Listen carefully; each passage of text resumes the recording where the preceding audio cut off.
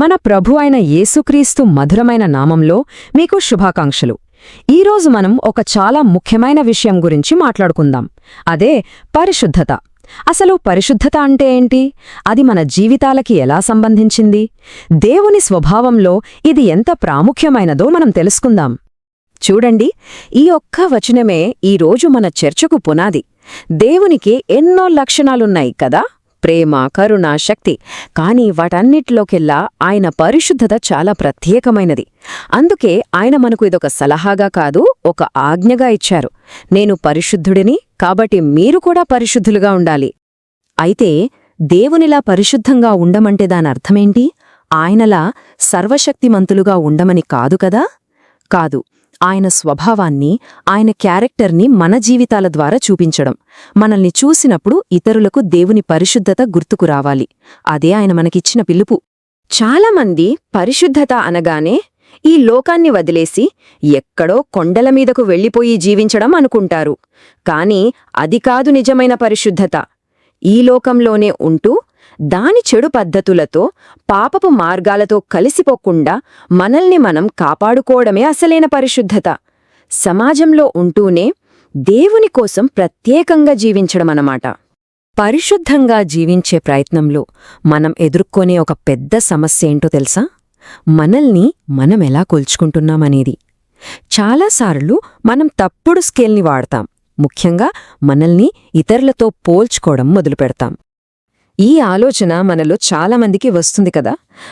ఫలానా వ్యక్తి కన్నా నేను చాలా బెటర్, వాళ్లలాంటి తప్పులు నేను చెయ్యను అని మనల్ని మనం సమర్థించుకుంటాం. ఇతరుల బలహీనతలతో మనల్ని పోల్చుకుని మనం చాలా మంచివాళ్లం అని ఫీల్ అవుతాం. కాని అది దేవుని దృష్టిలో పరిశుద్ధతకు అస్సలు కొలమానమే కాదు. సరే, మరి మన పరిశుద్ధతను కొలవడానికి సరైన ప్రమాణం, అస్సలైన స్కేల్ ఏది? మన పక్కనున్నవాళ్లా, లేకపోతే సమాజమా? అసలు మనం ఎవరితో మనల్ని పోల్చుకోవాలి? దాని గురించే ఇప్పుడు చూద్దాం. ఈ ఉదాహరణ చూడండి, చాలా సింపుల్గా అర్థమవుతుంది. ఒక వడ్రంగి ఉన్నాడనుకుందాం. అతను ఒక చెక్కను సూటిగా కొయ్యాలనుకున్నప్పుడు కొలత కోసం ఇంకో వంకర చెక్కను పెట్టి గీత గీస్తాడా? అస్సలు గీయడు. ఎందుకంటే ఫలితం కూడా వంకరగానే వస్తుంది. అతను ఎప్పుడూ సూటిగా, పర్ఫెక్ట్గా ఉన్న స్కేల్నే వాడతాడు. అలాగే మన జీవితాలను కొలవడానికి లోపాలున్న మనుషులను మనం ప్రమాణంగా తీసుకోకూడదు. ఇక్కడే ఉంది అసలు విషయం. మనకున్న ఏకైక, పరిపూర్ణమైన, సూటిగా ఉండే ప్రమాణం యేసుక్రీస్తు మాత్రమే.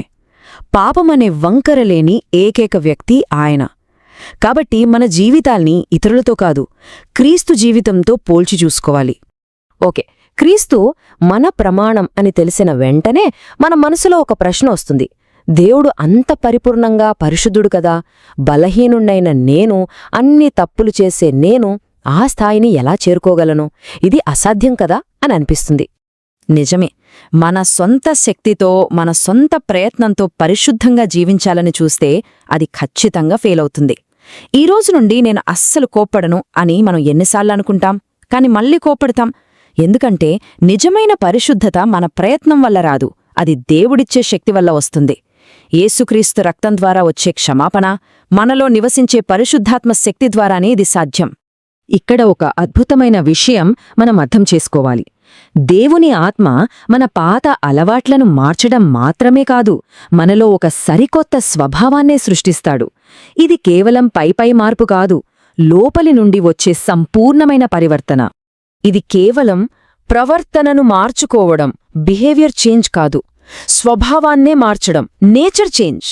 మన పాత పాపపు స్వభావాన్ని ఆయన తీసివేసి తన ఆత్మ ద్వారా మనలో ఒక కొత్త హృదయాన్ని, ఒక కొత్త స్వభావాన్ని సృష్టిస్తాడు. ఇది మనల్ని మనం మెరుగుపరుచుకోవడం కాదు, దేవుడే మనల్ని కొత్తగా సృష్టించడం. చూడండి, ఈ ప్రక్రియలో మన పాత పాప స్వభావం తీసివేయబడుతుంది, ఒక కొత్త హృదయం సృష్టించబడుతుంది. అప్పుడు మనం దేవుని ఆత్మ నడిపింపుకు మన జీవితాన్ని అప్పగించినప్పుడు పాపం పట్ల మన దృక్పథమే మారిపోతుంది.